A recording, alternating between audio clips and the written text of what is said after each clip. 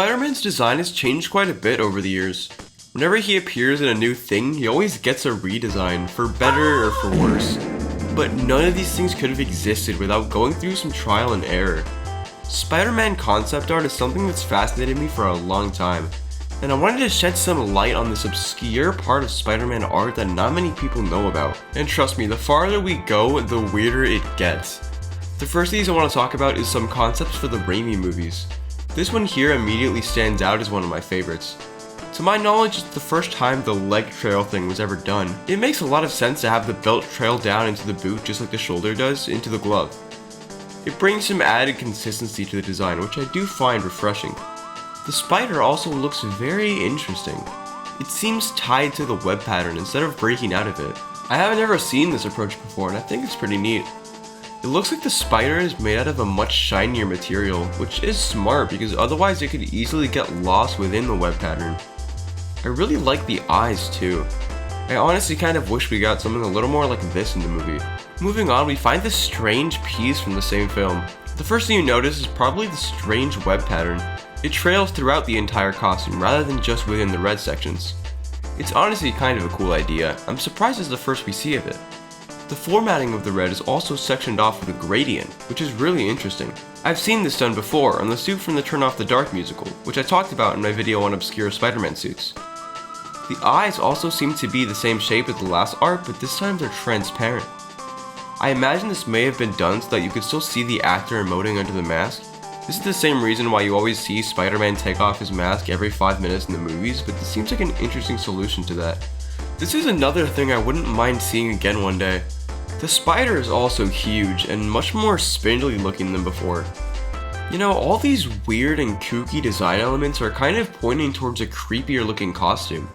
Spider-Man was always a weird looking superhero in universe, so maybe they wanted to lean into that. Something we'd see a little later in The Amazing Spider-Man. Oh my, this is definitely very different than what we've been seeing before. TASM 1 is also a very different movie, mind you, being much more grounded and a little darker than most Spider-Man adaptations want to be. So a Spider-Man suit that fits that tone is very clearly what they were going for. Something a little weird, clearly very athletic looking. This design in particular is host to so many strange choices, like this bizarre web pattern. It just stops in some areas and around the middle of the torso. Like, why? It looks very silky, I'll give it that. Much more like a real web than anything I've ever seen. You gotta remember, real life webs aren't uniform like they are in most Spider-Man suits. They have very messy and weird looking shapes, so having a more unkempt looking pattern on Spider-Man does add to the realism they were trying so hard to go for. Another thing you're gonna see very often on these suits is the reuse of the Raimi front logo. I don't know why. Maybe it was just the only Spider logo they had access to, or maybe these designers just didn't know a lot about Spider-Man. The Raimi movies introduced the majority of the general audiences to the character, so maybe this spider symbol is the only one they'd ever seen. Next off is this very bizarre looking thing. Right off the bat, this just looks kind of horrendous. I mean, these weird cuts in the torso section look so bad, and it makes Spider-Man's body look weird too. Usually the formatting of the Spider-Man suit highlights his musculature and body shape, but in this art it just makes it look like his chest is huge and everything else is tiny. There's also just way too much blue. The belt is sectioned off into a million different pieces, and there's these weird Dorito pieces in the forearm. Like, why? I don't understand. If this wasn't from 2012, I'd believe it was AI generated. I mean, no hate to the designer, honestly. I'm sure they were just doing what they were told, but I can't just look at this and tell you that it would have fit right or looked pleasing to the eye. Even the spider has these weird cuts in it too. The whole segmentation trend is something we're gonna see a lot throughout the TASM 1 art specifically. It's pretty obvious they had a few ideas they wanted all of these designs to incorporate in some way or another, like the strange cuts, unorthodox web pattern, or yellow eyes. I'll give it this though, the hexagon pattern in the lenses make him look more bug-like. The final version does have these, but they're way more subtle. I don't know what to say, man. I mean, what is this, bro? It looks like some kind of like skin-tight armor, but it just really makes him look naked instead. The eyes look so strange and gross, and the spider has this spray painted aesthetic. I mean, Spider-Man's no stranger to this, especially after the Into the Spider-Verse suit leaned heavily into the idea of a spray painted Spider-Man costume. But this spider looks more like a fat tick than anything else. I get they were probably trying to go for a more amazing fantasy looking logo, and I do commend them for that, but this just doesn't look right. Everything here just looks brown and muddy, so the spider almost gets lost in this weird drab color palette. The blue only lines his sides too, which completely screws up the balance of the colors. I think I've said what I need to say about this one, or at least the most I can. This suit is just so strange, and I'm pretty glad it wasn't picked. Next we go back to the Raimi Spider-Man concept art for this much more traditional design. The eyes are huge, and it might just be the lighting, but they look like they have that same see-through material from before. The back logo looks amazing. It's huge and frames his back really well. I really like how spindly and weird it looks too. The web pattern is more dynamic than usual as well. I don't have too much to say about this one honestly, since there's not a lot I can really pick apart here, but I'm glad we found one that's actually, this is like if you just completely broke away from the Spider-Man design and made something completely new. The idea of a totally redesigned spider costume is a neat one. This TASM 1 concept costume isn't perfect at all, but I'd be lying if I said it wasn't interesting. It follows all the rules I predicted before, like the cut up red sections and yellow eyes. The spider takes on a much more anatomically correct approach too, which is really cool.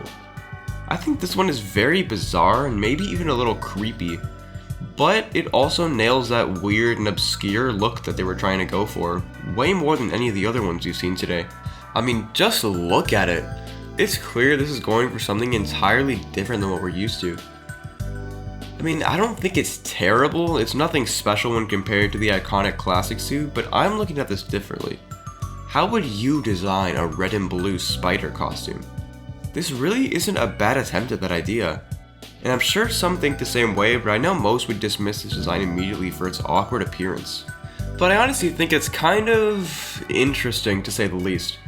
I mean, I wouldn't mind seeing it in like a darker Spider-Man story, but it's definitely no classic suit.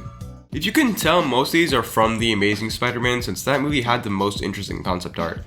This one is a little similar to the final suit at the first glance, but when you look closer, it has the same hallmarks as the ones we've seen in other art. The same webbing that breaks out of the red, the more muted color palette.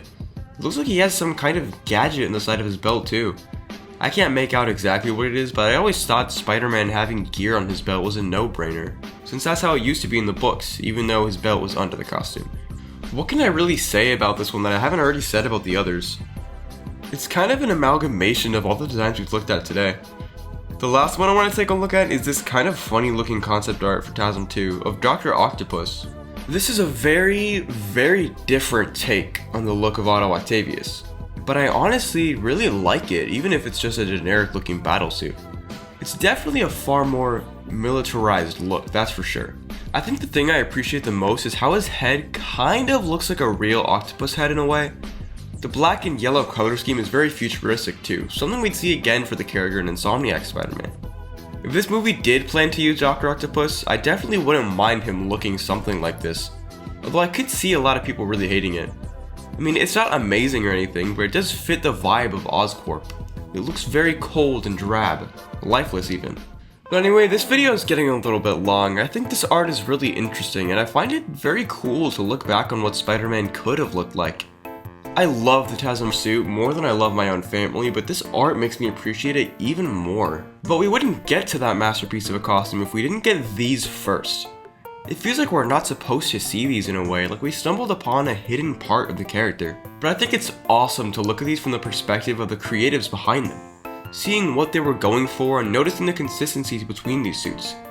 If you think about it, the TASM 1 suit followed all the rules the concept art set, and the Raimi suit almost looked a lot more classic. But that suit is already the second most comic accurate Spider-Man suit on screen anyway, and I think it looks amazing just the way it is. So what can we learn from this? Well, for starters, don't put bird poop on your Spider-Man suit. Before we end the video, do you mind if I talk about some cool stuff I got going on? Thanks. I want to announce that my book, The Ace of Spades, is officially released on Amazon.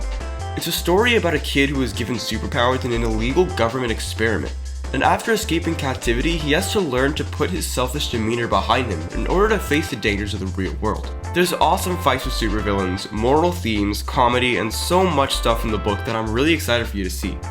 I worked on it for 5 years, so it would mean a lot to me if you could check it out. Links in the description, of course. Episode 2 of my Spider-Man show is almost done, and it should be releasing this month. I'm really happy to finally be able to get it out to you guys, so thanks for being so patient. It's definitely my best work when it comes to animation, and I can't wait for you to see what I've been cooking. If you don't want to wait, you can join the ultimate tier of the channel membership to have early access to everything that's done so far for the episode. Thanks for all your support. I'll catch you in the next one. God bless.